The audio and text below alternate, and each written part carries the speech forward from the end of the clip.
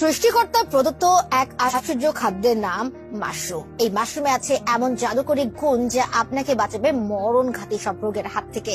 মহানবী সাল্লাল্লাহু আলাইহি ওয়াসাল্লাম দিয়ে গেছেন এই মাশরুম খাওয়ার বিধান। কি হয় এই মাশরুম খেলে জানাচ্ছি, তবে তার আগে ফলো করে দিন আমাদের পেজটি, কেননা বাস নিউজই পাবেন সবার আগে সর্বশেষ এক্সক্লুসিভ আপডেট। মাশরুমের মধ্যে আছে এমন একটি জাত যাকে বলা হয় আয়ুর্বেদিক ঔষধের রাজা। এই প্রজাতির মাশরুমের নাম গ্যানোডার্মা। প্রাচীন চীনে এই মাশরুমকে সংরক্ষণ করা হতো শুধুমাত্র রাজ পরিবারগুলোর জন্য। এই মাশরুমে এক আধ্যাত্মিক শক্তি আছে বলেই ধারণা ছিল তাদের। ইসলাম ধর্মেও এই মাশরুম সম্পর্কে আছে বর্ণনা। মহানবী সাল্লাল্লাহু আলাইহি ওয়াসাল্লাম মাশরুমকে স্বাস্থ্যের জন্য উপকারী হিসেবে আখ্যা দিয়ে গেছেন। সম্প্রতি বিজ্ঞানও মানতে শুরু করেছে এই সত্য।